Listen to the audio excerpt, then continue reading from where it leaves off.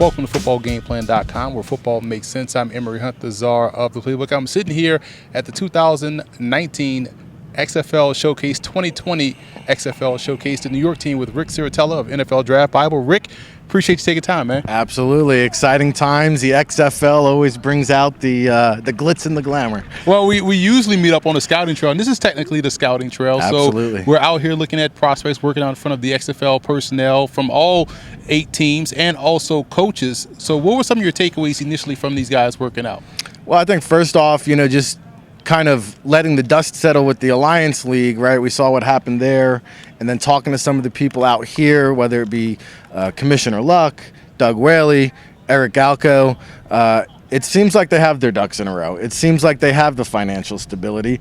And based on the talent that we see out here, I was pretty excited to see some of the names. Obviously, Hakeem Nicks is the big one that, you'll see a lot of media out here floating around. Now, does he have enough to come back and compete? Well, it'll be an interesting case study. In terms of offense, I thought Alec Torgerson is a guy I've been excited about. He's been bouncing around the practice squads at the NFL level.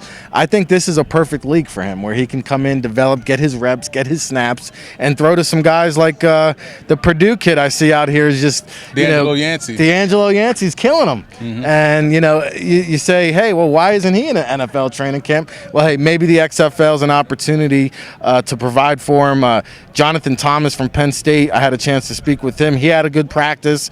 Daquan Bowman from Texas Tech, the wide receiver, turning some heads. And then Dylan Salva from Merrimack. Look out for this kid. I mean, I didn't know what he tested out here, but he's an athletic freak. So Dylan Salva from Merrimack is a guy on the offensive side that I'm excited about. Obviously, I'm going to go to the backfield. You talked about Torgerson, who was one of my favorite prospects coming out his draft class from Penn. Very accurate in the short to intermediate area, but I'm going to the backfield. You look at Marquise Young out of UMass. Explosive, game-breaking speed, the type that can flip field position. That's the type of guy that you want in your backfield leading your offense. And also Dominic Bragalon. We saw him play really well throughout the course of his Lehigh career. Then we saw him tear up the Pro Day circuit, Temple's Pro Day, Villanova's Pro Day. So he was able to not only test well, but perform well. I think those things is tailor-made for a league like this, where this guy's going to get a true opportunity. He was in Giants camp, then he was just at Jaguars camp before flying back out here to participate in this XFL showcase. This kid just wants it. And I had a chance. He trained here in New Jersey at the Test Football Academy. Talk about consistency. I timed this kid about half a dozen times, mid 4.4 range. Our guy Drew Schweitzer out here had him at 4.45 today. So again, in the mid 4 range. I think again, Kevin Gilbride, who was an NEC analyst, I could see him having an eye for Dominic Bragalon. Well, he's definitely going to have an eye for the Merrimack kid, who's now in the NEC, along with LIU Post. When we talk about the XFL and we talk about an alternative league, why is this the right time for the XFL to return, and how sustainable can it be, in your opinion? I think it's to be determined. I really do. And I don't know if it's the right time, because you're going up against the NFL Combine, then you're going up against the draft circuit, which is behind the Super Bowl, the second most watched sporting event. So are the people's attention span going to last? I think we saw good ratings with the Alliance League, but then we saw it trail off. I think we saw that with the XFL 1.0. Great ratings out of the gate. How do they sustain? I think it begins with good quarterback play, and hopefully Torgerson is the start here in New York. I know they're off to D.C. tomorrow, but I think overall the quality of football will be there. The marketing will obviously be there. I think it's beneficiary that they have a television network contract that they're not paying for. The network is paying them, which I think was opposite of the Alliance League. So the ball is in their favor, but again, until it's fully executed, Emory, I'm going to hold my reservations. Yeah, I had some conversations earlier with Oliver Luck, the commissioner of the XFL. Great guy, great energy, and the right guy, in my opinion, to help spearhead this thing moving forward. So before we get out of here, we're going to move on to the defensive side of the football, Rick. A couple of guys in particular that stood out to me as names of intrigue. Cardell Rawlings out of Wingate. I had him down at the Tropical Bowl, down at the East-West Shrine game. He was there as well. But when you look at what he brings to the table, he's one of those outside linebacker hybrids that can really turn it on and get to the quarterback. When you look at Rawlings coming out of Wingate, 24.5 TFLs or sacks last year. Never really played with his hand off the ground.